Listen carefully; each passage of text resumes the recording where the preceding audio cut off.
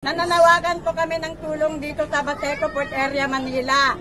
Sana po, bigyan niyo po kami pansin, mga firm, 24K Association Incorporated. What's up sa inyo mga kabayan? Magandang buhay sa inyong lahat. Pati na rin doon sa mga basher natin dito sa comment section. Mga kabayan, talagang ganyan. Anong gagawin natin mga kabayan? Tayo nagre-reaction video lang naman dito. Nagre-reaction video lang tayo sa mga video na napapanood natin dyan sa ating pamahalaan. Kung kayo nagagalit mga kabayan, mag-reaction video na rin kayo.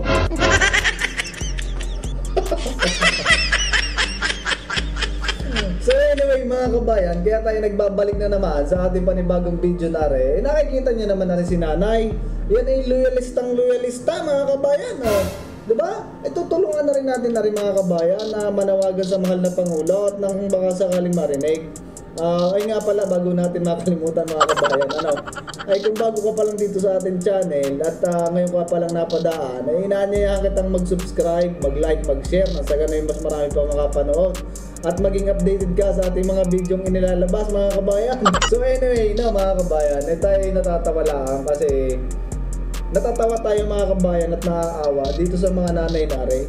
Kasi solid na loyalist mga kabayan. Tapos ganun mga kabayan ang inaabot ng mga are. Parang yata mga kabayan, parang unfair naman sa mga supporter ng loyalist kung mga to ay kundi pa manawagan. So ito mga kabayan, simulan na natin ang kanilang pananawagan dito sa kanilang mahal na Pangulo.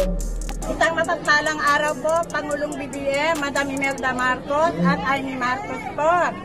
Nananawagan po kami ng tulong dito sa Baseco Port Area, Manila. Sana po, bigyan niyo po kami pansin, mga firm, 24K Association Incorporated.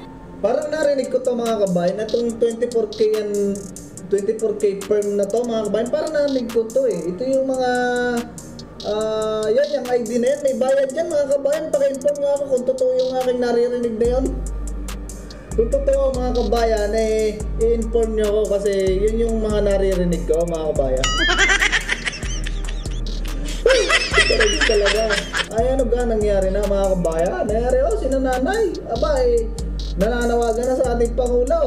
Ano ga? Katagal-tagal na rin mga ring loyalist hindi nyo man lang mabigyan ng suporta. Sa loob ng mahabang panahon po, magmula 1999 until now po, sana po mabigyan nyo po kami ng pansin, mabigyan nyo po kami ng tulong at tuparin ninyo po na sinasabi nyo sa No Filipino Poor, pabahay para sa mahihirap. Nako nanay, ang sinasabi mo yan mukhang malabo sa sabaw ng pusit nangyari.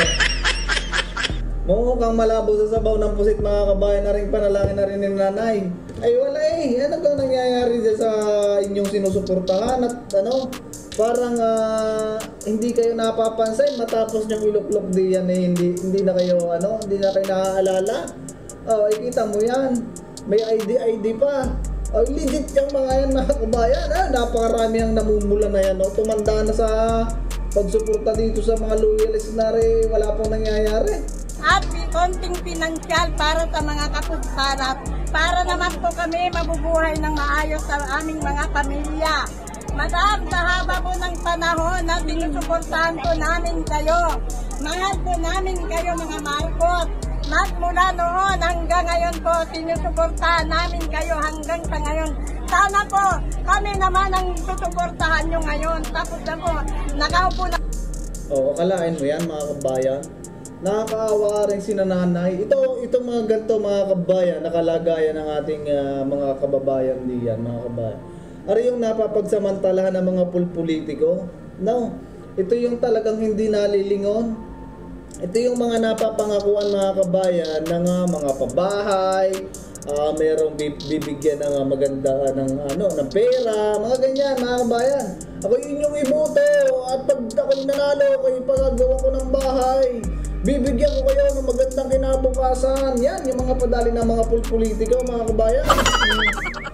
Rin mga rin 1999 pa, ano na ngayon, 2024 na, magto-2025 na mga kabayan. Wala pa rin nangyayari sa habang-haba na ng panahon mga kabayan na rin mga legit na supporter ng mga loyalist. Kita ninyo tumanda na mga kabayan. tumanda na sa pagsuporta nila hanggang ngayon. Ito ang legit na solid na loyalist. Isipin mo yung 1999 pa. Meron pa nga daw na 1989 1987 na mga ganyang loyalist. Tapos hindi man lang nalilingon mga kabayan na rin kanilang sinusuportahan. Kawawa mga kabayan. Ganyan talaga mga kabayan pagka mahirap. Naguguyo nitong mga nakapag-aral, 'di ba? Naguguyo nitong mga politiko na to. Sila yung ginagawa nila mga kabayan na ayan, matapos na mailuklok, wala man lang magandang programa para sa kanila. Siguro ito mga kabayan ay pinangakuan na bibigyan ng bahay, bibigyan ng magandang kinabukasan, bibigyan ng mga pangnegosyo. Siguro ito mga kabayan yung mga napangakuan niya. Pero normally naman kasi talaga mga kabayan sa mga sa mga politiko. Ganyan talaga mga kabayan na pinapangako ng mga yan. Mahalal lang ako, mapapaunlad ko ang inyong buhay, yung mga ganyan pangako. Sus Maria Jose. Sa sobrang galang ng inyo sinusuportahan ay ano ka nangyari na? Ay kita ninyo kung kayo hindi manawagan diyan, di na kayo napapansin. Mga kabayan, share nyo arit na marinig ng kailang Pangulo. Abay kawawa kita ninyo. Diyan sa mga taga Baseco compound. Ito. Kailangan ito yung mapuntahan ni BBM at kawawa ang kanyang mga supporter dito. Tumanda na ng kasusuporta sa kanila wala Hindi man lang nila nabigyan ng kahit paano kumbagay mapaangat-angat na konti ang buhay.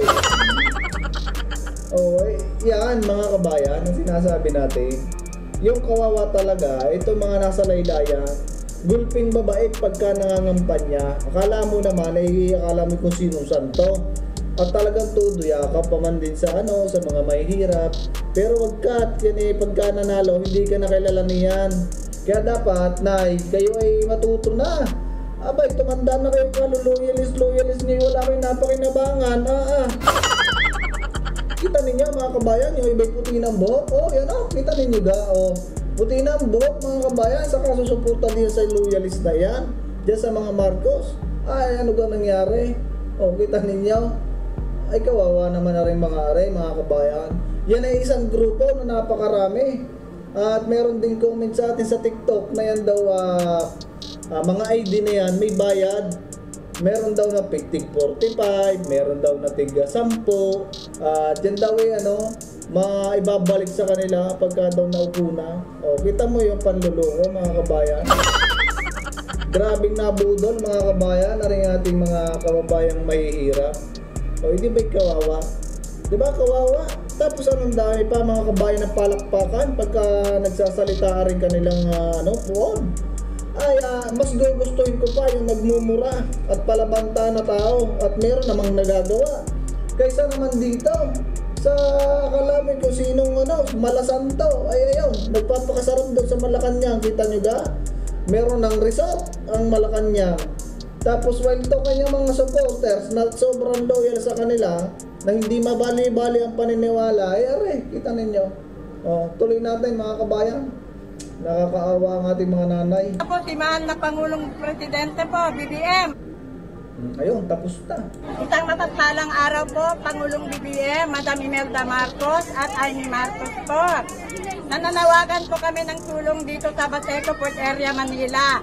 Sana po, bigyan niyo po kami pansin, mga firm, 24K. 24K firm. Ayan, yung 24K firm. Nananawagan sa inyo, mahal na Pangulo, Mr. President. Bigyan ninyo to ng kaunting tulong at talagang mukhang rin hirap na rin. Sa sobrang tagal nang sumusuporta sa inyo, hindi nyo man lang nalingon nung kayo ay nakaupo na diyan. Abay, maawa kayo din sa inyong pinaglululoko. Kawawa naman. Pambihira.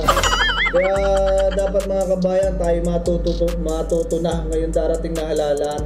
Huwag yung tayo ay buto lang ng buto porque kilala yung pangalan. Dapat kilatisin natin, mag-background check natin yung mga yan. Para nang sa ganun hindi ganyan na sinasapit. Walang pag-asenso mga kabayan, while na sila puro payaman, ang kanilang mga supporter, pahirap. Yan yung literal na talagang pahirap mga kabayan.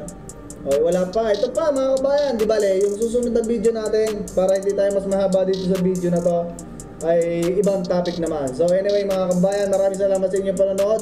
See you sa susunod na video at wag nyo kalimutan mag-like, mag-share, na sa ganun mas marami pa yung makapanood nating video. So alright, see you sa susunod na video.